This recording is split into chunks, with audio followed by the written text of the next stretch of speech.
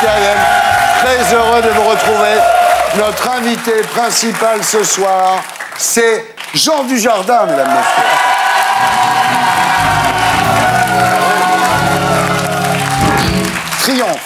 Triomphe. Jean, bonsoir. Vous êtes bourré de talent, drôle, disponible. Vous avez su garder la tête froide, rester fidèle à la femme que vous aimez. Donc, première question toute simple. À quoi ça sert d'être star si c'est pour rester normal? Ouais, c'est ça. C'est un besoin chez moi, en fait, un besoin d'équilibre. J'aime bien être un espèce de moyen dans la moyenne. Voilà, c'est ça. J'aime bien ça.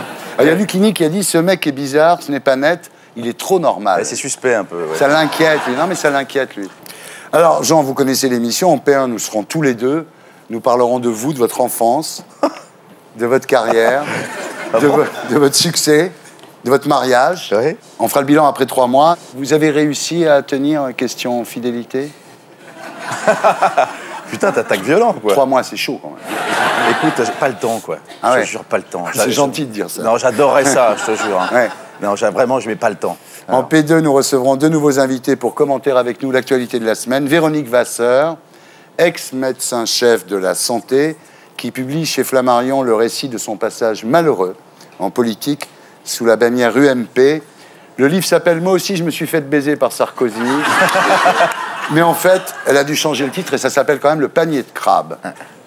Notre troisième invité sera Pierre Bénichou, chroniqueur chez Laurent Ruquier sur Europe 1 et chez Philippe Labro sur Direct 8 et transformiste chez Michou, où il fait le sosie de Mireille Mathieu. Ça, on le sait moins.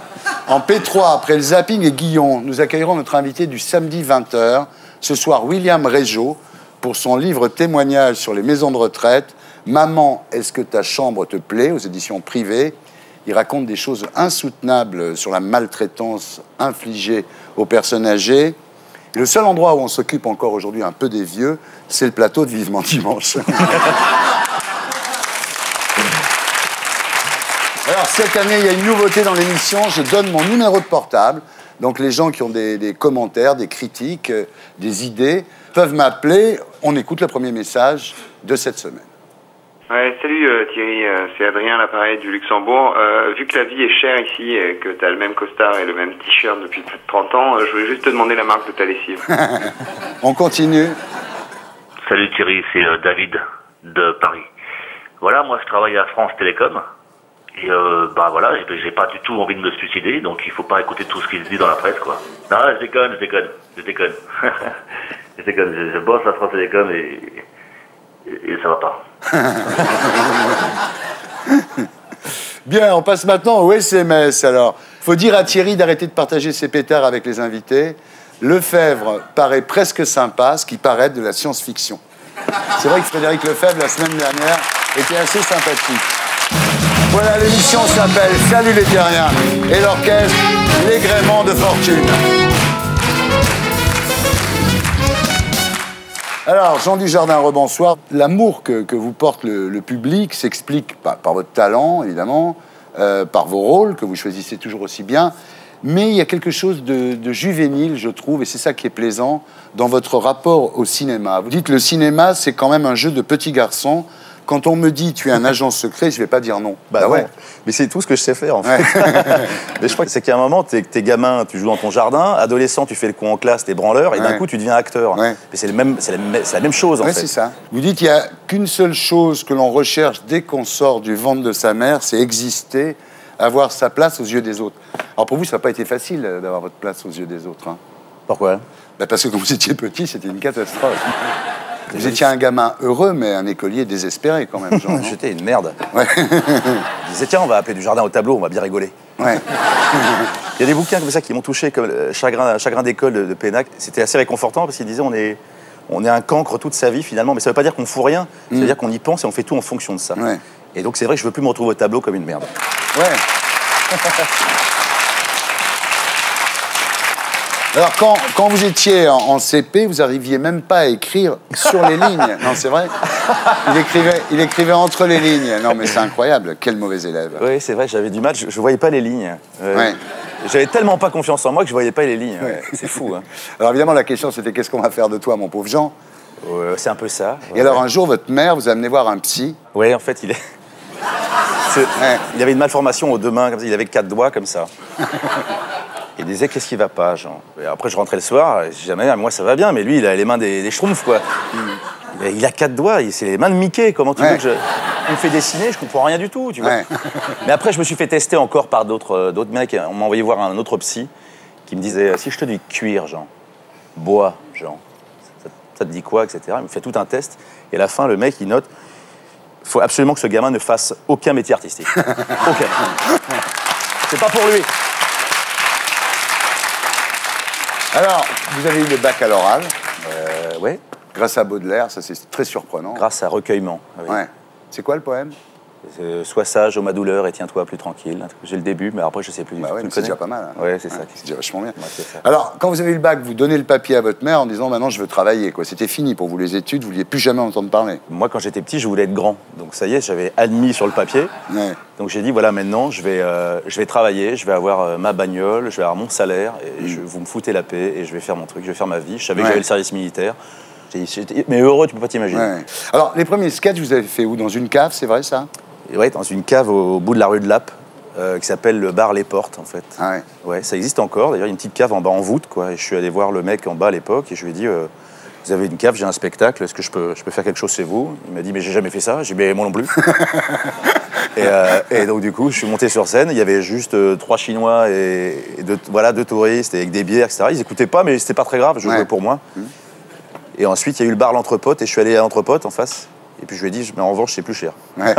C'est 50 francs de plus. Et après, vous avez continué à faire des sketchs au service militaire, vous? Enfin, il y avait un maximum d'idiots, quoi.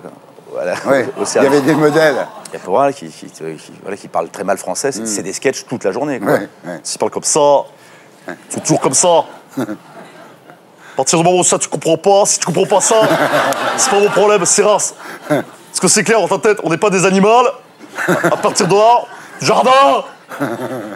Et il faisait pas garde à vous, il faisait garde. Oh. Voilà, alors vous avez aussi travaillé sur les chantiers, vous avez été miroitier, serrurier, métallier. C'est quoi ça? Bah, c'est pareil, parce que je voulais travailler tout de suite, alors tu deviens manœuvre, en fait, forcément.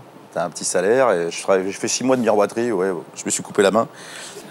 Voilà, c'était un besoin d'être un grand, quoi. À l'époque, vous ne voulez pas prendre de cours de théâtre, parce que vous ne voulez pas retourner à l'école. Ben non, je veux pas qu'on m'apprenne à jouer, je veux pas qu'on m'apprenne à rigoler, en fait. Parce qu'à l'époque, je prends ça comme ça. Voilà. Et un jour, il y a eu ça. Le Challenger.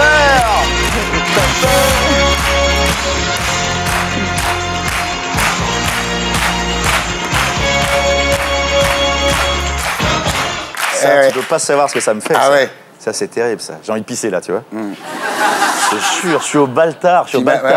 En septembre, on se souvient, en septembre 96, je suis au Baltard et je fais mon premier sketch qui est la colo, un moniteur de colo, et j'ai une trouille, mais je suis vachement excité. Et je me dis, c'est le moment. Allez, vas-y, c'est le moment. Plus les interviews de Laurent Boyer, en plus. C'est très bien produit, par contre. Merci. Alors, il y avait donc la bande du Carré Blanc, les fameux « Nous, c'est nous ». Voilà, ça a été une révélation, c'est vrai, à l'époque. Hein. Et puis, tu avais effectivement l'époque des Worlds Apart, etc., des boys bands. Et on a écrit ça une fois avec Salomon dans une pizzeria. On a écrit 20 minutes, nous c'est nous, vous c'est vous et vous c'est nous. Et on a fait une parodie de boys band. C'est vachement bien. Ouais, c'était pas mal. Et on en a vendu quand même pas mal de ces conneries. Ouais, oui. Bon, après, il y a eu Brise de Nice, évidemment, le sketch d'abord et le film, évidemment. Ouais. Un gars et une fille, OSS 117, 99 francs. Un big up quand même.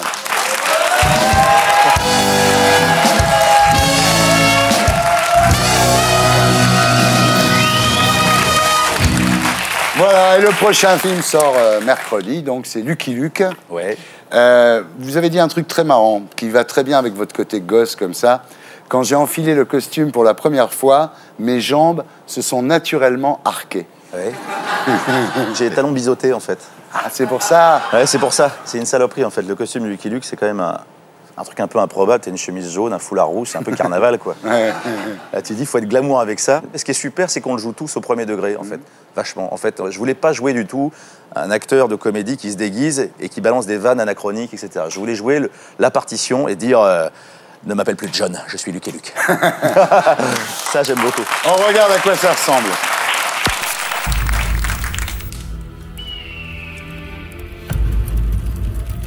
Monsieur Luc, je vous demande de rétablir l'ordre à Daisy Town.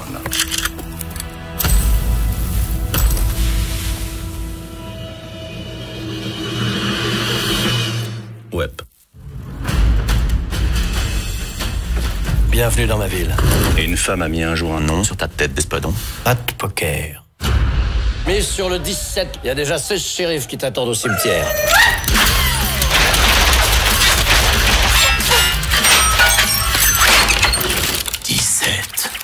Noir impair et passe ton chemin. L'initiative City, terminus. Je descends tout le monde. Fond dans la vieille. Adieu, Lucky Luke. Ça, c'est mon goûter. Luke est une légende, et je ne laisserai personne le descendre à ma place. Il pleut. Ouais. Le fils de hyène qui touche à un cheveu du beau brun verra pas le soleil se coucher. Et on se découvre devant une dame. Il a besoin d'une vraie femme pour s'occuper de lui. On va tout de suite voir si je suis pas une vraie. Sucre d'orge. Tu vois pas que ta danseuse de saloon, elle vaut même pas un pet de coyote? Voyager, c'est mon rêve. Pour que ton rêve se réalise. C'est un vieux truc de famille. Merci. Faut jamais dire merci. Maintenant, tu montes sur mon dos et on dégage d'ici. Ok? Je te prends pas pour un poney. Je te rappelle que t'es que le canasson. C'est moi le cow-boy. C'est moi le héros et toi le cheval. Tu vas continuer longtemps encore comme ça? Voilà, Lucky Luke de James Hutt, sorti mercredi, avec Alexandra Lamy, Sylvie Testu, Michael Youn, Daniel Prévost, extraordinaire, Melville Poupeau. Le film est incroyablement réalisé. Le tournage a eu lieu en Argentine. Ouais. D'ailleurs, à un moment, on voit Florent Pagny canter de l'argent derrière un cactus. Alors, c'est drôle de retrouver Alexandra Lamy dans un autre rôle qu'un gars et une fille, quoi. Ça doit être un plaisir, ça, non? Ce qui est sympa, c'est qu'on aime bien se reséduire. En fait, on se fait des secousses. Ouais. Je me marre avec cette fille, en fait. C'est devenu ma femme, parce qu'en fait, ça change rien. Ouais. Voilà, je savais que Marion, ça changerait rien du tout. C'est comme un copain qui serait joli, quoi. Ouais, avec des nichons. Avec des nichons. Important, quand même, important. Donc, Lucky Luke, mercredi en salle. Et le DVD d'OSS 117, Rio ne répond plus, en vente dans tous les bacs. En P2, nous recevrons Véronique Vasseur et Pierre Bénichou pour commenter avec nous l'actualité de la semaine. A tout de suite.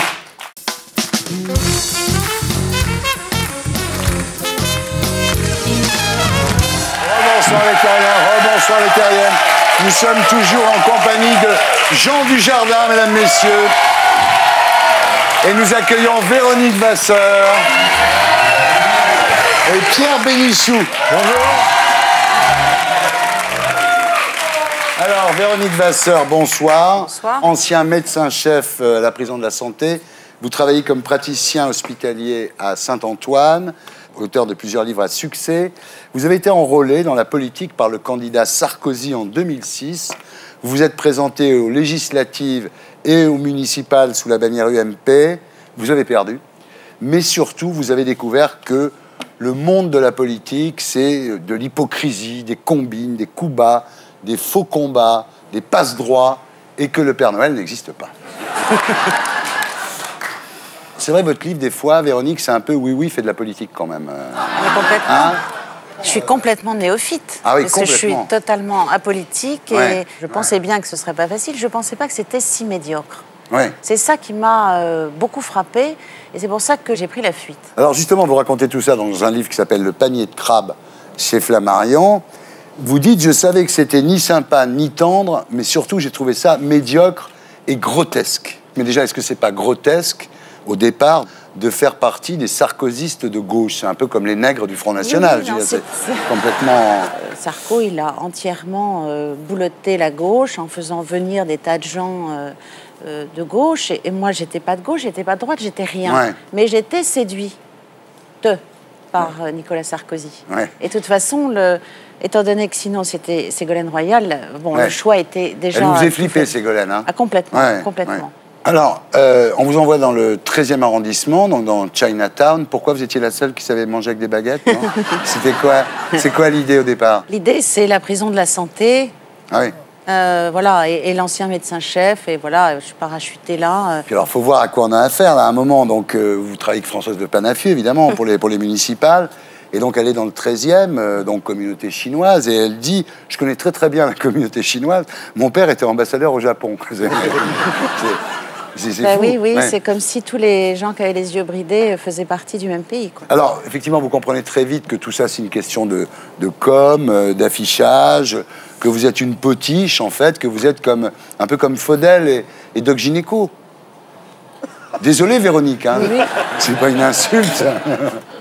Oui, mais vous savez, j'ai beaucoup hésité avant d'y aller. Et puis Ouais. finalement, je me suis dit, je suis toujours toute seule à dénoncer mes petites affaires dans mon coin.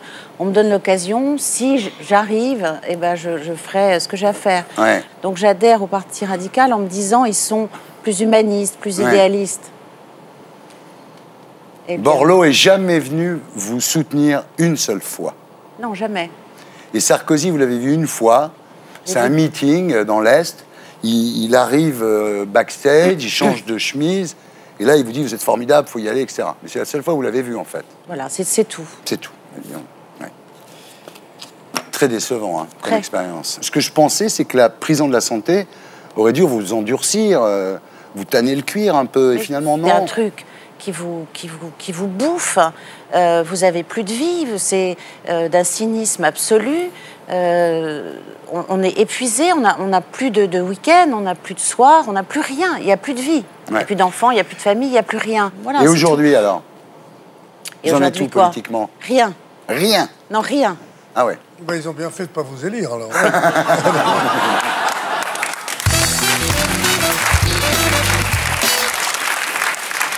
Pierre, rebonsoir. Bonsoir. Très heureux de vous avoir avec nous ce soir. Tout le monde adore, Pierre, votre personnage de vieux noceur cultivé, qui n'aime ni les jeunes, ni les femmes, ni les cons, qui méprise un peu les gens. Non, c'est faux. J'aime beaucoup les femmes. J'aime beaucoup la culture. Quant aux jeunes et aux cons, je crois que c'est la même chose. Donc, Ouais. évidemment, ils m'ennuient un peu, quoi. Ouais. Voilà. Et donc, vous êtes ici ce soir pour dire que c'est pas un personnage, en fait. Vous êtes vraiment comme ça. Non, mais c'est vrai que les jeunes me font peur. Ouais. D'abord, ils me font peur parce qu'ils seront là quand je serai plus là. Déjà, c'est pas très sympathique. Oui, ça c'est vrai. Et en plus de ça, il y en a que pour eux, quoi. Les Ouais. jeunes, les jeunes, les jeunes. Alors, Pierre, vous avez commencé à travailler à l'âge de 19 ans. Oui. Vous avez trimé comme un malade, notamment au Nouvel Obs. Je suis entré en fin de carrière au Nouvel Obs, en fin de carrière il y a 50 ans à peu près. Oui, non, mais c'est vrai. Alors, puis je vous ai connu. Et alors, je me suis dit, je serai Ardisson ou rien. Et voilà. Comme je suis un comédien raté, je me suis dit, c'est bien de pouvoir faire le Jacques, comme on disait de mon temps. Oui, voilà. À la télévision, à la radio, on peut parler, on peut machin, tout ça. Puis en plus, c'est moins. Il n'y a pas l'angoisse d'avoir un article à faire. Vous êtes devenu star à 60 ans, c'est emmerdant pour les filles, parce que bon... On n'en profite pas du tout, surtout quand on a fait comme moi un mariage d'amour, je vois pas à quoi ça servirait. Ah, d'accord. Donc aujourd'hui, vous êtes sur Europe 1 chez Ruquier, Oui. dans On va se gêner. Vous êtes sur Direct 8, Oui, avec tous les Philippe lundis, Labro oui, dans avec Philippe Langue de Labro. bois, s'abstenir, et puis les dîners en ville. Vous êtes le roi du dîner en ville, quoi. Vous êtes le mec qu'on invite parce que vous êtes formidable, vous connaissez Non, des ça histoires. pas du tout. Je peux rester près de mon téléphone, on ne m'invite jamais à dîner. Non. Vous savez pourquoi? Non. Je prends trop de place. Ah, Puis il y a beaucoup de gens qui m'aiment pas, parce qu'il y a beaucoup de gens que j'aime pas aussi, donc je dîne très peu en ville. alors Jean Dujardin, quand même, à un moment, on est un peu jaloux, effectivement, de vous voir tellement réussir comme ça, d'avoir cette carrière, ce Mais bonheur. attends, je vais me planter, ça va Non, arriver sûrement là. pas. Attends Non, mercredi, non, tu vas voir. non. On ne souhaite pas ça, mais D'abord, un on le peu souhaite moins pas. de... Mais voilà. Donc, Jean, vous allez vous détruire devant nous, Avec en plaisir. direct. D'accord. Vous allez faire une interview autodestruction.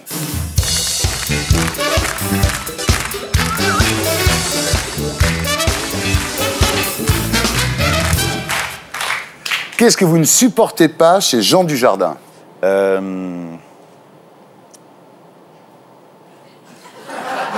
En fait, Merde. il supporte très Merde, bien. j'ai l'impression d'être parfait, bordel. Oui, tu vois, Me c'est voilà difficile. prisonnier de moi-même. Ouais. Non, je vais dire, attends, non, il y a évidemment plein de choses. Enfin, je n'aime pas. Attends. Non, mais j'essaie de trouver le bon truc, le vrai truc en fait, Ouais. le vrai truc qui m'agace chez moi. Ouais, oui. Parfois, je juge un peu rapidement. En fait, voilà, c'est ça qui m'emmerde. Mais Oui. Quand Jean Dujardin vous a-t-il énervé pour la dernière fois? C'est tout de suite, j'imagine, parce que vous n'arrivez pas à trouver, en fait. Oui, en fait, c'est un peu ça. Non, ouais, c'est. Attends, non, il faut que je trouve un truc. Attends, 2 secondes. vous avez 8 heures ou pas? Attends. On a tout notre temps. Mais non, mais c'est horrible parce que ça fait très prétentieux d'un coup. Qu'est-ce que j'aime pas Non, j'aime... T'as qu'à dire Jean Dujardin. C'est peut-être...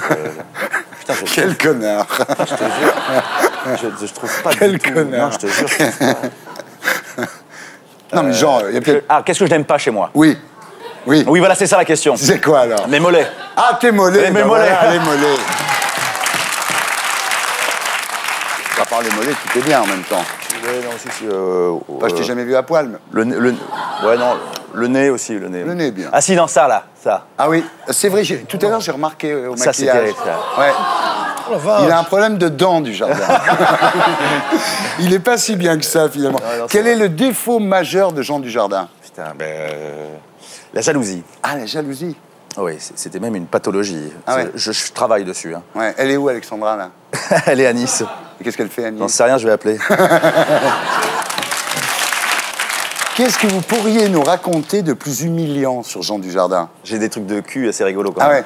ouais. Regarde. Mais non, mais je vais pas le dire. Ouais. Non. Non, c'est trop grave ce qu'il a fait. Mais à Bangkok, par exemple.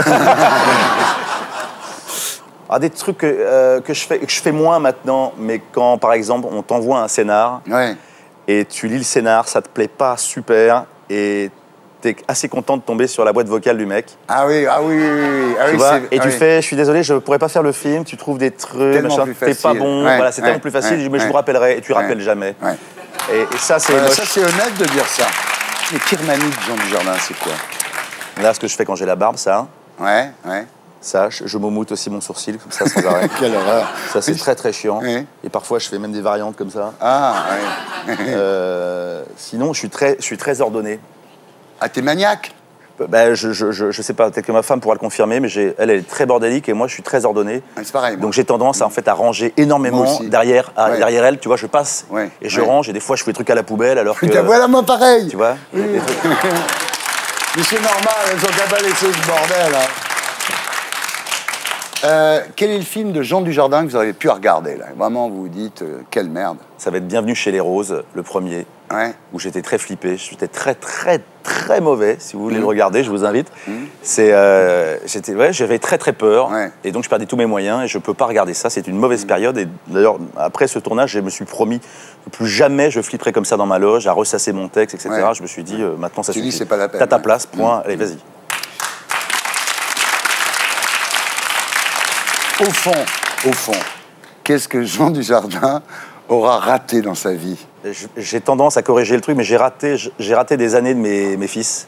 Ouais. Parce que je me suis séparé de la mère et j'ai raté des trucs avec mes enfants. Ouais. Et je corrige maintenant. Ça va, il n'est pas trop tard, ils ont 8 et 9 ans. J'essaie de tout récupérer et de dire voilà, je comprends. j'ai tendance à vachement me justifier auprès de mes enfants en disant papa travaille, il fait pas que s'amuser. Ça me fait un peu chier des fois d'avoir loupé des étapes. Bravo, Jean. On passe maintenant aux commentaires de l'actualité de la semaine avec les infos de Blacko 1.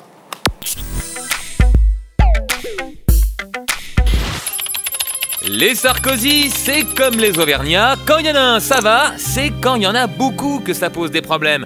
En même temps, difficile pour l'opposition de leur jeter la pierre au Front National. Marine Le Pen va hériter du fauteuil de son papa. Et au PS, c'est pas mieux. C'est Martine Aubry, la fille de Jacques Delors, qui dirige le parti. Pauvre Jean Sarkozy, mais que faire? Prendre un pseudo, comme quand Mathieu Chédid se fait appeler M? Allons, faut arrêter avec ce vilain mot de népotisme. C'est biologique. Les chiens font pas des chats. Nicolas Sarkozy a été président de l'EHPAD entre avril 2005 et janvier 2007. Pourquoi que le fiston y reprendrait pas la boutique? Ensuite, en 2011, il est élu à la tête des Hauts-de-Seine et en 2017, la tête du pays. C'est ça la démocratie. Ali Bongo a succédé à son père Omar à la tête du Gabon. Pourquoi Jean Sarkozy ne succéderait-il pas à son père à la tête de la France? C'était les infos de Blacko, mise en image de Julien Graff, voilà. Alors, arrivée probable donc, de Jean Sarkozy à la tête de l'établissement public d'aménagement de la Défense, budget 115 millions d'euros par an, à 23 ans, sans avoir fini ses études, à peine élu. Et alors? Pour une fois qu'il y a un jeune qui trouve un boulot intéressant, qui ne fait pas un stage de photocopie, tout le monde gueule, c'est détestable. On ferait mieux de s'en réjouir, n'est-ce pas? Non, pas vraiment s'en réjouir. C'est à mon avis, de la part de Nicolas Sarkozy une faute politique. Ouais. C'est une erreur, mais vous connaissez sa nature. Il dit, je ne suis pas arrivé là où je suis pour m'emmerder avec ses convenances. Oui. De même qu'il va sur un yacht à 10 briques par jour pendant son voyage, alors qu'il avait dit qu'il irait dans une abbaye faire une retraite. Plus, ce dernier truc, c'est d'avoir mis son fils là. Et je comprends qu'il veuille le bonheur de cet enfant, et qui est peut-être très valeureux, mais de l'avoir mis là, c'est très voyant, et c'est une connerie. Mais je crois qu'il y a des impératifs. C'est-à-dire que les Hauts-de-Seine, c'est quand même le truc de la famille. C'est la tirelire, hein. C'est la tirelire, qu'en plus de ça, il n'est pas très bien secondé, parce qu'il a des gens qui ont des casseroles, plus ou moins, Pasqua, Balkany, tout ça. Donc, il est obligé de mettre quelqu'un de la maison là-dedans. Mais cela dit, ça a un impact. Ça a un impact très négatif, je crois, sur lui. Devedjian aurait pu rester 2 ans de plus. Ah, bah oui. L'Élysée a refusé que Devedjian reste 2 ans de plus. Non, l'Élysée a refusé de faire un aménagement du règlement pour que, au-delà de 65 ans, on puisse avoir une prolongation. Véronique Vasseur, ça vous surprend pas? C'est la République bananière. Hein. Ouais. C'est une nouvelle provoque et je pense que c'est une faute politique majeure parce que ça passe très mal dans l'opinion. Ouais. Les jeunes, ils trouvent absolument pas de boulot en ce moment. C'est catastrophique. Hein. Un gamin de 23 ans, même très intelligent, qui n'a pas fini ses études, n'a pas à être à la tête d'un truc comme ça. C'est très choquant. Mais c'est de la tarte de diriger ça. Ce qui est difficile, c'est d'être médecin de quartier. Vous savez, la marge de manœuvre de ces gens-là est très petite. Il aura 3 polytechniciens, 2 normaliens, puis ça passera. Dans le cinéma, c'est pareil, non? Il y a plein de fils d'eux dans le cinéma, non? Plein de fils de pute, oui, absolument. Non. Il y a plein de... Oui, mais c'est pas forcément évident, même pour des fils d'eux. Je vois effectivement certains trimballent, quoi. Le lourd héritage, c'est même plus dur, je pense, hein, d'ailleurs. C'est plus dur pour eux. Ouais. Alors voilà, ça fait un scandale mondial, vous avez vu, on en a parlé même en Chine. Et ce que les gens ne savent pas encore, c'est que Louis Sarkozy va être décoré de la Légion d'honneur pour son excellent trimestre en 4e au lycée. Et alors, quand même, il y a un truc qu'on peut remarquer, c'est que ce petit Jean Sarkozy, il a quand même les gènes de son père, parce qu'il a déjà trahi David Martinon, maintenant il trahit Devedjian. C'est génétique, la trahison, peut-être, dans cette famille. Non, c'est pas génétique, c'est consubstantiel à la politique. Ah, voilà. C'est ça, c'est pas génétique. Pourquoi il n'est pas plus traître qu'un autre, Sarkozy? Moi, j'en ai marre de... Je veux me mettre à défendre Sarkozy, moi. Je sais pas pourquoi. Non. Histoire de rigoler. Ah ouais. Non, mais c'est vrai. C'est les essuie-glaces, vous, hein? Un coup à gauche, un coup à droite. Non, mais c'est vrai. Ouais. Non, mais c'est vrai, il y a des tas de trucs qui fait contre lesquels je suis. Mais là, mettre son fils, pourquoi pas? Hein? Pourquoi pas? Ce qu'il a fait à madame, ça, c'est honteux. Ah bon, d'accord. Tu dis ça parce qu'elle est là, en fait. Oui. On passe aux infos de Blacko 2.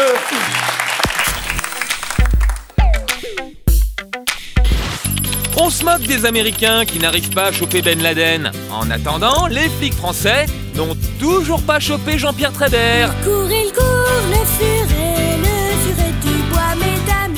L'évadé de la prison d'Auxerre court toujours. Il raconte même sa cavale dans Paris Match. Il est passé par ici, il repassera par là. Un jardinier qui se planque dans une forêt près de Melun. C'est quand même plus simple à repérer qu'un terroriste caché au fond de la montagne dans une zone en guerre. Eh ben finalement non. Les super flics du raid ont tendu un traquenard au fugitif en l'appâtant avec une lettre de sa chérie. Résultat, Trébert leur a chippé la lettre sous le nez avant de s'enfuir. Bah alors, qu'est-ce qui leur arrive au commando d'élite?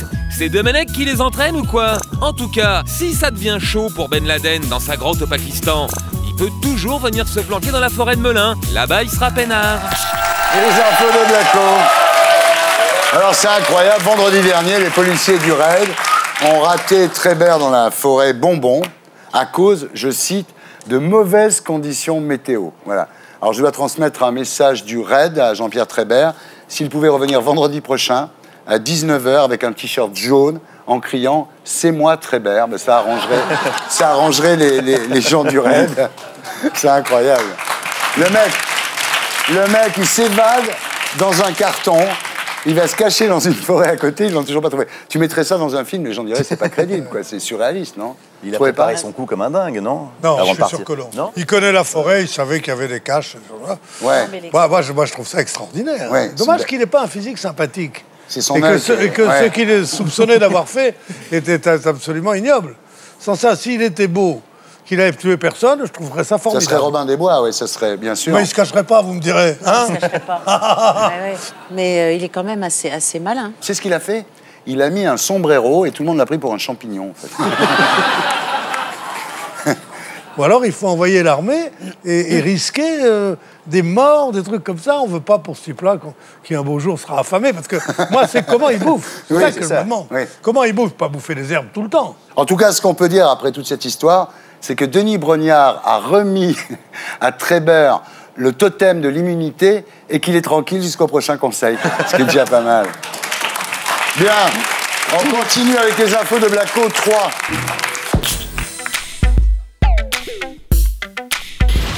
Il y en a vraiment qui n'ont pas de bol. Prenons le cas des petits-enfants qui meurent de faim. Bon, déjà au départ, c'est pas de bol. Mais comme on culpabilise, on a organisé cette semaine, rien que pour eux, une journée mondiale de l'alimentation. L'occasion d'expliquer que la faim n'est pas une fatalité. Grâce à vous, grâce à votre bon cœur, votre argent, faisons reculer la famine. Et là, pas de bol, voilà qu'un scandale éclate dans l'humanitaire. 17 associations caritatives ont détourné votre argent, celui des donateurs. Au lieu d'acheter du riz pour l'Afrique, les escrocs se sont payés des langoustes aux Bahamas. Quand je vous disais qu'il y en a qui n'ont pas de bol, après un scandale pareil, faut pas s'étonner si les gens arrêtent de donner pour lutter contre la famine. Tout ça pour envoyer des gosses manger des langoustes aux Bahamas. Eh ben merci bien. Voilà les infos de Blacko. Alors voilà, tragique. Soupçon d'escroquerie et d'abus de confiance sur 17 associations à vocation humanitaire qui ne reversent que 20 à 30% des sommes récoltées. La seule chose dont on soit sûr, c'est que Jacques Rosemarie n'y est pour rien, il est mort. Oui, mais l'humanitaire, c'est un business. Et qui dit business dit pognon, et qui dit pognon dit malversation et malhonnêteté. Pas toujours. Pas toujours, mais la preuve. Et c'est pas la première fois. Et vous avez raison. L'histoire de l'Arc, c'était la même chose. Oui, bien sûr. On a la liste de ces assos? Oui, bien entendu. C'est des associations qui prennent des noms en plus, qui sont proches d'autres noms, des logos qui sont proches d'autres logos. Ce qui fait que quand tu reçois un mailing, tu crois que tu donnes à l'UNICEF, et en fait, c'est l'UNICEF. Oui, c'est ça. Tu vois? C'est la chose la plus dégoûtante au monde, quoi. Oui. Parce que moi, je rigole surtout. Le petit Sarkozy soit là ou ailleurs, je m'en fous. Que Trébert, on le retrouve pas, au contraire, ça me fait marrer.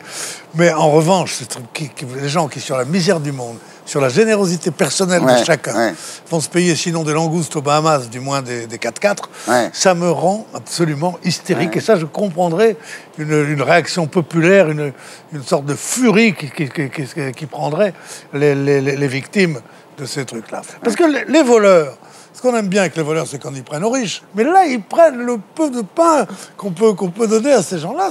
C'est quelque chose d'innommable, quoi. C'est vraiment des gens, c'est vraiment des maudits, des misérables qui font ça. Bien. Véronique, je vais vous laisser filer. Merci d'avoir été avec nous. Et nous, on se retrouve après la pub avec le zapping. Guillon, l'invité du samedi 20h. Ce soir, William Régeau pour son livre « Maman, est-ce que ta chambre te plaît ? Survivre en maison de retraite » aux éditions privées. À tout de suite.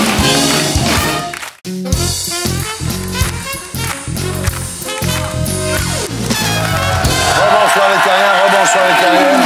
Comme vous le savez, en P3, nous accueillons notre invité du samedi 20h. Ce soir, William Régeau. Pour son livre « Maman, est-ce que ta chambre te plaît ? Survivre en maison de retraite » aux éditions privées. Toujours en compagnie de Jean Dujardin et de Pierre Bénichou. Alors, William Régeau, bonsoir. Vous êtes ici parce que vous avez été infirmier en maison de retraite. Rassurez-vous, Pierre, il n'est pas là pour vous. Non, ne partez pas. Parce qu'il n'a pas beaucoup bu là, pendant l'émission. Est-ce qu'il y a un risque de déshydratation? Non. Alors, William, vous avez écrit un livre bouleversant sur les maltraitances dont sont victimes les personnes âgées dans les maisons de retraite. Et votre livre est remis au cœur de l'actu avec l'affaire de l'établissement Les Colombes à Bayonne. Et quand on lit ça, on comprend pourquoi Drucker ne veut pas décrocher, quoi. C'est sûr. Ou Arlette Chabot. Il ne veut pas se retrouver en maison de retraite. Bon, on en parlera à 20h. En attendant, j'accueille Stéphane Guillon.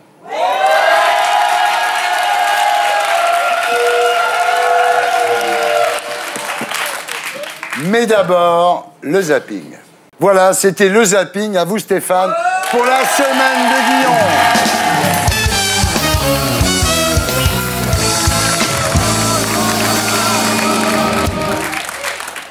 Le député Jean-Christophe Cambadélis a demandé à DSK d'être témoin à son mariage. Jurer fidélité avec DSK comme témoin, autant faire un rallye avec Gilbert Montagnier comme copilote. Pour avoir protesté contre la nomination de Jean Sarkozy à la tête de l'EHPAD, François Bayrou a été qualifié de schtroumpf grognon par Christian Estrosi. Il y a plein de schtroumpfs parmi les hommes politiques. Il y a le schtroumpf lubrique, le schtroumpf blagueur. Il déteste les schtroumpfs basanés. Enfin, quand il y en a un, ça va, mais dès qu'il y en a beaucoup, il a les schtroumpfs. Vous avez aussi le schtroumpf grand voyageur, qui adore aller schtroumpfer en Thaïlande. C'est un schtroumpf assez snob qui dit tout le temps « bonsoir ».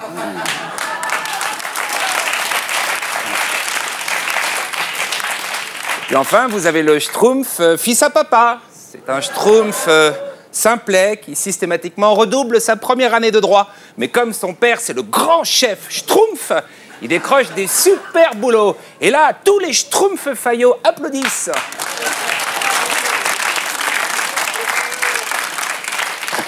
Mardi, devant un parterre de schtroumpfs lycéens, le grand chef schtroumpf a déclaré « Désormais, ce qui compte en France pour réussir, ce n'est plus d'être bien né, c'est travailler dur et avoir fait la preuve de sa valeur par ses études. » Parfois, le grand chef schtroumpf prend ses concitoyens, les schtroumpfs du peuple, pour des cons.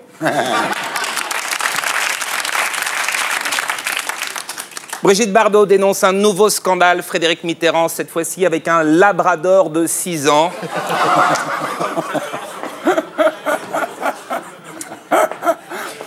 Défense du ministre, chez les chiens, il faut multiplier leur âge par 7. 6 x 7, 42. Brutus est largement majeur. Ben voilà. Nathalie Kosciusko-Morizet publie un livre intitulé « Tu viens ?» Faut arrêter les histoires de cul au gouvernement, ça suffit. Hein. Bientôt le « Tu montes » de Michel Alliot-Marie.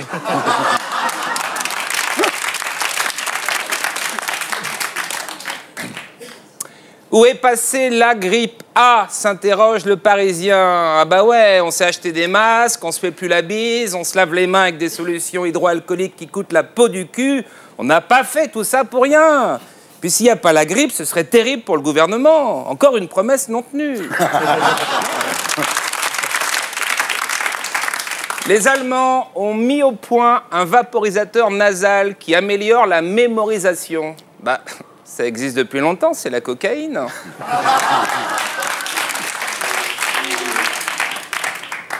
Déclaration de Pascal Obispo. Ma musique est un hommage aux Beatles. C'est quand même dégueulasse de faire ça aux Beatles. Il y en a encore 2 qui sont en vie, quand même. Hein, minimum.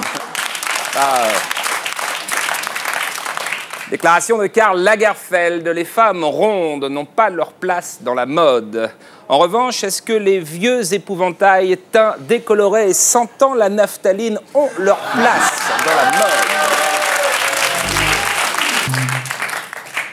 Bide catastrophique pour Nicolas Hulot. En 3 jours, seuls 22 000 spectateurs sont allés voir son film. Attention, ça n'a rien à voir avec le fait que le film soit chiant et déprimant. Non, non, non, non. C'est pour économiser l'énergie qu'on n'y va pas. Il faut prendre sa voiture, il y a l'électricité pour la salle de cinéma, le projecteur. Tout ça, ça pollue, c'est dégueulasse. La Ligue européenne contre la maladie d'Alzheimer, suspectée d'avoir détourné des millions d'euros. Oui, oui, oui, le trésorier lui-même était malade. Il a oublié certains types de factures, 3 voyages aux Bahamas, 11 dîners chez la serre, 14 putes. Il a oublié.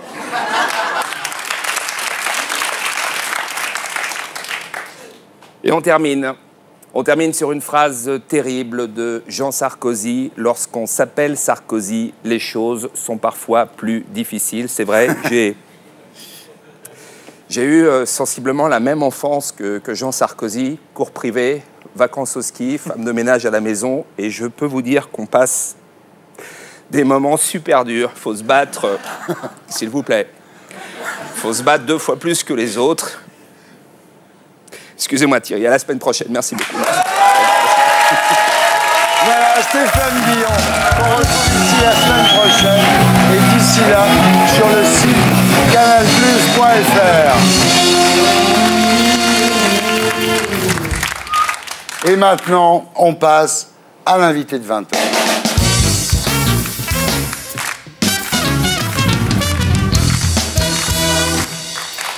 Alors, William Régereau, bonsoir. Publié aux éditions privées. Maman, est-ce que ta chambre te plaît? Survivre en maison de retraite, qui est un bouleversant témoignage sur les conditions de vie des pensionnaires de ces établissements. Voilà. D'abord, votre expérience. Donc, après quelques stages, vous êtes embauché dans une première maison de retraite qui s'appelle La Sirène, en Alsace. Alors, dès le début, évidemment, le pire vous est réservé. Les odeurs, la saleté, les traces de merde sur les murs, dites-vous, les dentiers qui traînent dans les lits, et la nourriture des jours précédents qui reste là sans que personne ne l'enlève, quoi. Je veux dire, le pipi, le caca, je passe ma journée dedans. Non, ce qui me gênait, c'était effectivement les traces de merde sur les murs séchés que personne n'avait nettoyés. Et ce qui me gênait, c'était de voir des vieux à l'abandon, livrés à eux-mêmes. Moi, j'étais assez choqué, mais ça ne choquait que moi. Ou en tout cas, si ça choquait d'autres personnes, on en parlait peu. Ouais. Vous n'avez pas eu envie d'arrêter à ce moment-là? Non, j'ai pas eu envie d'arrêter. Je pense que c'était important, au contraire, de continuer, de me dire, écoute, il faut que tu vois ça et qu'un jour tu puisses témoigner. Ouais. À l'époque, j'étais intérimaire parfois et bon, je me disais, tu vas rester là 2 semaines, 3 semaines, puis tu iras voir ailleurs. Et puis j'arrivais dans une autre mission d'intérim, dans une autre maison de retraite et je retrouvais les mêmes conditions. Ouais. Je me disais, bon, tu joues de malchance en fait. Et au bout de la 10e maison de retraite où on joue de malchance, on se dit, il y a quand même un petit problème dans ce pays, peut-être. Ouais. Alors voilà, ensuite vous venez travailler à Paris, dans une résidence qui est dans le top 5 des maisons de retraite. Pour le Nouvel Observateur, c'est la meilleure. Hein. Oui, mais quand on voit comment les journalistes font leurs enquêtes, ils arrivent comme dans les prisons, quoi. Tout est briqué, tout est parfait. C'est comme quand la DAS vient. Exactement. Ouais. Voilà. Alors ça coûte quand même 6 500 € par mois, il faut quand même le préciser. Ouais. Ouais. Et la direction mégote surtout. Hein. Oui. C'est ce qui me gênait le plus, moi, c'est que les gens payent autant. Et je me dis, quand on paye 6 500 €, on a droit quand même à un service de qualité. Mais non, c'est pas ça. Alors là, déjà, le personnel, vous parlez d'Africaines non diplômées, mal payées, peu considérées. Donc rien que ça, déjà. C'est-à-dire les gens qui sont en contact avec les malades, avec les vieillards, en tous les cas, ne sont même pas à la hauteur de leur tâche, quoi. Ce sont des tâches qui sont tellement ingrates pour aller quand même nettoyer des personnes âgées tous les jours. C'est un boulot qui est très dur, des personnes âgées démentes. Donc on trouve du personnel qui n'est pas qualifié, qu'on sous-paye. Et c'est des filles qui n'ont pas trop le choix. Soit elles font ça, soit elles font caissière. Et encore, comme souvent certaines sont africaines, est-ce qu'elles vont trouver du boulot en tant que caissière? Là, on les prend. On les balance avec des personnes Alzheimer, des personnes démentes, et puis des mères de toi. Alors voilà, mais malgré tout, vous prenez d'amitié pour un couple, c'est très touchant dans votre bouquin. Ils ont 96 ans, ils s'appellent Monsieur et Madame Guénantin. Et alors, ce qui est terrible, c'est que leurs économies leur permettent de vivre dans cette maison de retraite encore 1 an et demi. Donc voilà, ça veut dire qu'après, ils ne savent même plus où ils vont aller, c'est ça. Ils vont aller dans la rue, quoi. C'est dur. Ouais. Je suis avec des gens qui me disent, on n'a pas beaucoup d'économies. Le peu qu'on a nous permet de durer, donc on a envie de vivre parce qu'on a quand même envie d'être tous les deux. Ils sont pas séparés, hein. C'est rare un couple d'amoureux. 96 ans, voilà. Ouais. Et en même temps, on espère qu'on va pas vivre trop longtemps parce que quand on aura plus de sous, qu'est-ce qu'ils vont faire de nous? Ils vont nous mettre à la rue. Promettez-nous qu'on partira pas à la rue. Bon, ça c'est dur, c'est très dur. Alors voilà, bon, il y a des trucs terribles. Il y a la fille qui refuse de tenir la main de quelqu'un qui est en train de mourir. Je jette pas la pierre. J'ai tenu la main d'une dame qui est morte. Je me rappelle encore son nom. Je me rappelle encore de la chambre. C'est des choses qui m'ont vraiment marqué. Je suis heureux de l'avoir fait, mais je m'en souviens encore. Et je pense pas que je puisse le faire 20 fois, 30 fois indéfiniment. C'est pas possible. Donc je ne jette pas la pierre sur mes collègues. Alors voilà, donc évidemment, il y a les aides-soignantes qui posent les plateaux repas un peu trop loin. Pourquoi? Parce qu'il faut distribuer 25 plateaux repas en 10 minutes. Donc on pose le plateau, puis on dit bon appétit, on s'en va. Puis elle vient me voir, elle me dit ah bah il a rien mangé. Ouais. Et il perd 4 kilos en 1 semaine. Voilà. Ou de la nourriture qui est immâchable. Ça, c'est un grand classique. On a une grande boîte, on a la Sodexo qui nous fait de la nourriture. Alors, les grands repas mexicains avec des nachos ou avec des nems. Ouais. On met un chapeau mexicain sur la tête des vieux, on prend des photos. Ah, qu'est-ce qu'on est heureux à la maison de retraite. Et puis les vieux, ils ont un dentier, ils ont des nems, ils n'arrivent même pas à le manger. Ouais. Voilà, la nourriture n'est pas adaptée. Mais voilà, on a fait une animation. Voilà, Sodexo a fait une animation. Alors évidemment, ce qui est le plus terrible dans votre bouquin, c'est la maltraitance. Alors par exemple, les vieux, c'est très long de les amener aux toilettes. Donc on leur met des couches et on ne change pas les couches. Donc évidemment, ils sont là-dedans toute la journée. Enfin, moi, quand je lis ce livre, je te jure, ça me file une haine. Disons que pour beaucoup de soignants, ça arrange que les vieux soient incontinents. Ça nous arrange. Parce qu'un vieux incontinent, on lui met une couche et on se pose plus de questions. Alors qu'un vieux qui est continent, c'est quelqu'un qui va sonner, qu'il va falloir amener 10 fois par jour aux toilettes. Et au bout d'un moment, on va s'énerver, on va lui proposer une couche. Moi, quand j'étais jeune, vraiment jeune soignant, je me disais, putain, mais c'est pas possible, on peut pas mettre des couches aux gens. Quand ils sont continents, c'est inimaginable. Et ensuite, en tant que soignant, quand on m'appelle 40 fois par jour, je viens à penser que oui, la couche est une solution. Il y a des exemples que vous donnez, par exemple, c'est qu'on attache les malades au pied du lit,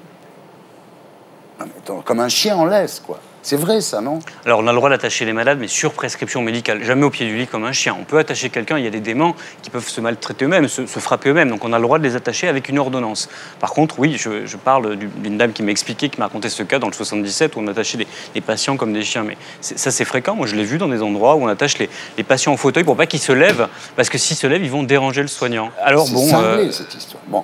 Alors, il y a les douches glacées, évidemment. Alors, évidemment, au bout d'un moment, ils meurent. Ils attrapent des rhumes, ils meurent. C'est pas qu'elles sont glacées, c'est que la fille a 10 minutes pour faire une toilette. Elle n'a pas le temps d'attendre l'eau chaude. Donc elle va au plus pressé et elle fait une douche à l'eau froide. Voilà, on n'attend pas l'eau chaude. Bon, alors, évidemment, pas question de parler de soutien psychologique. Vous entendez une dame qui dit « j'ai envie de mourir » et l'infirmière, enfin l'aide-soignante lui répond « mais non, vous n'avez pas envie de mourir ». Évidemment, la fille, on comprend aussi. Elle n'est pas formée en Elle même temps. gagne un SMIC, elle est là, elle bosse 12 heures par jour. On comprend tout, là. Mais putain, merde, quoi. Et alors, le pire, moi, je trouve la cerise sur le gâteau, c'est la dame qui dit « Moi, j'étais plus heureuse à Auschwitz ». Faut quand même l'entendre, ça. Parce qu'à Auschwitz, on pensait qu'on allait s'en sortir. C'est-à-dire qu'à Auschwitz, on pensait qu'on allait battre les Allemands et qu'ils allaient ouvrir les camps et qu'on allait s'en sortir. Là, je n'ai pas d'espoir de m'en sortir, quoi. C'est inimaginable. C'est inimaginable. Et alors, vous racontez, en plus, cette espèce de mécanisation du service médical. C'est un collègue qui vous explique qu'en clinique, ils ont une grille de minutage du temps relationnel. C'est-à-dire qu'on leur dit au départ, une patiente qui a perdu sa mère, c'est 16 minutes. Ça. Une patiente qui a perdu un enfant, c'est 27 minutes. Tout est rationalisé. Vraiment. Tout ça est rationalisé parce qu'en fait, les groupes qui possèdent les maisons de retraite sont cotés en bourse. Donc, ils veulent faire du bénéfice. C'est-à-dire que les gens qui sont dans ces maisons de retraite sont victimes, comme les ouvriers français qui se suicident, de cette société financiariste. Moi, quand j'entends France Télécom 25 suicidés, et quand je vois ce que j'ai vu en maison de retraite, c'est strictement le même problème. Pourquoi on maltraite des vieux? On ne maltraite pas parce qu'on est sadique ou qu'on est violent, c'est une minorité. On maltraite des vieux parce qu'on est pressurisé par un système qui nous fait faire 25 toilettes en 3 heures. Chez France Télécom, ils n'ont pas de vieux à maltraiter, alors ils se suicident. Nous, qu'est-ce qui se passe? On maltraite des vieux, on les bouscule, on va vite. Voilà comment ça se passe. Et puis aussi cette idée, William, de considérer les vieux comme des objets parce que finalement c'est moins impliquant. On déshumanise. Si vous avez quelqu'un avec un nom, un prénom, je ne vais pas vous maltraiter. Alors si vous êtes Madame Machin de la chambre 102, ça va plus vite. Mais ça commence toujours comme ça. On tutoie, on appelle mamie. Et puis on déshumanise et ça permet d'aller plus vite. Oui, dans les années 30, on appelait les juifs des rats. Comme ça, quand on les a raflés, on raflait pas des êtres humains, on raflait des rats. Donc c'est exactement pareil. C'est-à-dire qu'on commence toujours par chosifier la personne qu'on veut. Enfin, c'est terrible. Bon, alors maltraitance aussi de la part des familles, évidemment, pour des questions d'héritage. Il y en a qui veulent accélérer la mort, il y en a qui veulent la ralentir parce que ça les arrange. Et vous racontez un truc terrible, c'est qu'il y a des gens qui proposent à des aides-soignants de les payer pour euthanasier leur mère ou leur père, parce que finalement, ça les arrange, quoi. Je l'ai entendu, moi. J'ai un monsieur qui m'a dit on avait prévu avec maman de finir sa vie en Suisse, dans une association, il l'aurait euthanasié. On peut plus y aller, maman est trop fatiguée, combien vous voulez pour tuer maman? Je peux pas faire ça. Non mais combien? Allez-y, je sais combien vous gagnez, je vous donne 6 fois, 10 fois ça. Je dis mais je peux pas, monsieur, c'est pas une question d'argent, c'est une question de courage. D'abord, je n'oserais jamais le faire, et ensuite toutes les conséquences que ça va avoir judiciairement, et même sans parler de judiciaire, comment je vais supporter d'avoir tué quelqu'un une fois dans ma vie? Et donc je vois cette dame qui a besoin de mourir, qui veut mourir, et qui le dit tous les jours, je veux mourir, et je ne peux rien faire. Légalement, je ne peux pas le faire. Et alors, on est là, qu'est-ce qu'on fait? Rien. Qu'est-ce qu'on fait? Rien. Alors, le pire, c'est la peur. C'est-à-dire que des gens qui sont victimes de maltraitance dans ces cliniques, disons, dans ces maisons de retraite, on leur dit, écoutez, si vous vous plaignez, ça va être pire demain. Donc ces pauvres vieux qui n'ont rien, ils ne savent pas se défendre, donc ils ferment leur gueule, la famille ferme sa gueule. Comment la condition des enfants maltraités, de ce qu'on appelait les enfants de l'assistance avant, s'est améliorée beaucoup. Pourquoi est-ce qu'avec les vieux, on n'y arrive pas? C'est la pompe à fric aussi, c'est un or gris. On a plus d'argent quand on cote en maison de retraite en bourse qu'en investissant dans le pétrole. Les vieux, c'est une sorte de pétrole qui ne va jamais s'arrêter de couler. Il y a tellement de fric à se faire. Il faudrait presque du sur-mesure à chaque fois pour chaque personne, et c'est impossible, on le sait bien. Moi, ma grand-mère qui est Alzheimer au dernier degré, je veux dire, elle ne se nourrit plus. Elle est dans une maison de retraite? Maison de retraite, oui, absolument, dans le nord de Paris. Et oui, je m'inquiète là maintenant pour le coup. Est-ce que tu as le sentiment, quand tu vas la voir, qu'elle est victime de mauvais traitements? Non, je pense pas à ça. Non, on me dit elle est tombée. La dernière fois, effectivement, elle avait un œil au beurre noir. Elle est tombée. Ça arrive aussi. Donc, il y a un moment, on va pas commencer à accuser, etc. Mais c'est effectivement, les chiottes sont dégueulasses, effectivement. Mais bon, je leur jette pas la pierre. Je sais pas du tout comment ça fonctionne. Maintenant, voilà, j'écoute. C'est une question de fric, c'est une question de moyens. Voilà. Au lieu de faire du profit, il faudrait le mettre dans les soignants. Il faut débloquer, mais ça coûte des milliards. Bon, mais l'État dépense quand même 6 ou 7 milliards par an pour les vieux, quand même, non? C'est pas suffisant, il faut des moyens humains.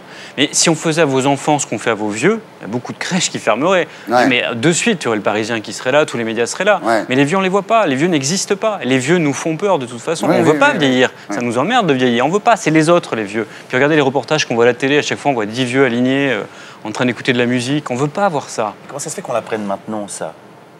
C'est pas qu'on l'apprend maintenant, c'est que ça fait longtemps qu'on en parle, mais les médias ne veulent pas en parler, ça fait fuir. Et c'est un problème de santé qu'on ne sait pas, on n'en a pas parlé jusqu'à maintenant. Et quand on en parlait, les gens regardaient ailleurs. Parce qu'on se disait, de toute façon, les vieux, c'est jamais nous. C'est comme le con, c'est jamais nous le con, c'est toujours l'autre. Le vieux, c'est toujours là, c'est ça plus tard. Puis quand vous aviez 20 ans, le vieux, il avait 30 ans, 40 ans. Maintenant, vous avez votre âge. Et le vieux, il a quel âge? Il a 30 ans de plus que vous. C'est jamais vous, le vieux. Et ça sera jamais vous, le vieux. Voilà, c'était Salut les Terriens avec Jean Dujardin. Pour le cul, sorti mercredi, plus le DVD OSS 117, Rio ne répond plus, Véronique Vasseur pour le panier de crabe chez Flammarion, Pierre Bénichou qu'on retrouve chez Laurent Ruquier et sur Direct 8 avec Philippe Labro, William Régeau, Maman, est-ce que ta chambre te plaît aux éditions privées, et puis aussi un album photo de Par Dieu Grandeur Nature de Richard Melloul qui est sorti chez Flammarion. Voilà, si vous avez des commentaires, des critiques, des idées, vous pouvez m'appeler au numéro qui s'affiche. Je vous laisse avec Action Discrète et Groland. À la semaine prochaine. Salut les Terriens.